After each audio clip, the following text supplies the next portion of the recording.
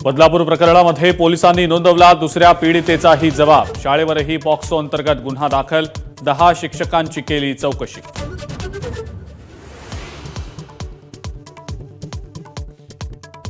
अजित पवार विधानसभा निवडणुकीमध्ये अल्पसंख्याकांना गोंजारणार। 6 ते 7 मतदारसंघांमध्ये मुस्लिम उमेदवार देणार। नवाब मलिक, सना मलिक, जिशान सिद्दीकींना उमेदवारी शक्य।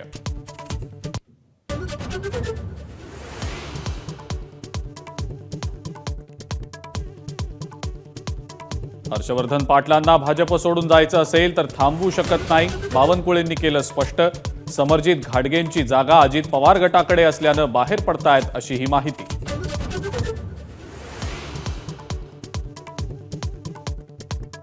उमेदवार ठरवण्यासाठी भाजप आणि संघ आणखी 2 सर्वे करणार। अनेक आमदार गॅसवर।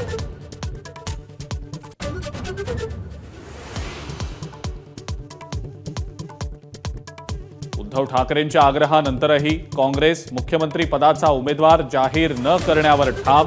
आधी निवडणुकांना सामोरं जाऊ मग मुख्यमंत्री ठरवू, काँग्रेसची भूमिका।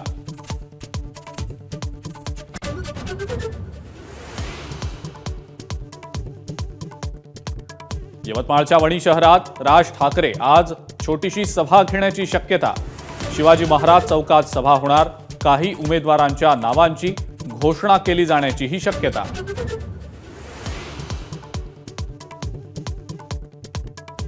झेड+ सुरक्षा देण्यावरून पवारांनी घेतली केंद्र सरकारची फिरकी। निवडणुकीच्या तोंडावर माझ्या संबंधी ऑथेंटिक माहिती मिळवायची असेल अशी वर्तवली शक्यता।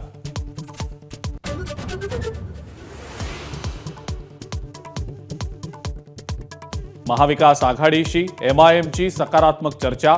इम्तियाज जलील यांची माहिती। एकटा लढलो तर पुन्हा बी टीम म्हणू नका, मविया नेत्यांना दिला इशारा।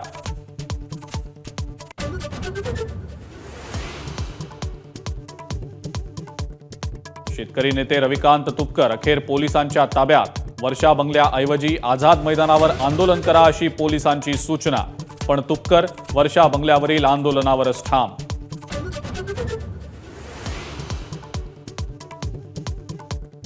विधानसभा निवडणुकीच्या तोंडावर सरकारला हायकोर्टाचा मोठा दणका। सत्ताधाऱ्यांच्या 17 साखर कारखान्यांना कर्ज वितरणाला हायकोर्टाची मनाई।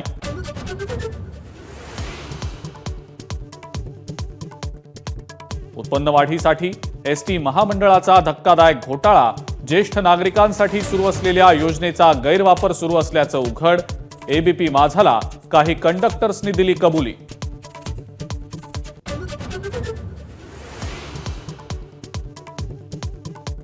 आपलं सरकारची अनेक केंद्र बंद असल्याची राज्य सरकारची हायकोर्टात कबुली। कोट्यवधींचा घोटाळा होत असल्याचा याचिकेद्वारे आरोप।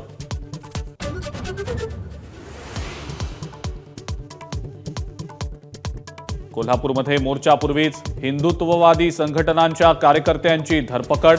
पोलीस दबाव आणत असल्याचा कार्यकर्त्यांचा आरोप।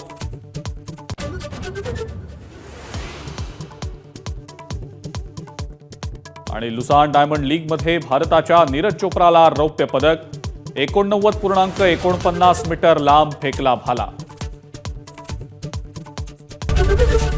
एबीपी माझा, उघडा डोळे बघा नीट।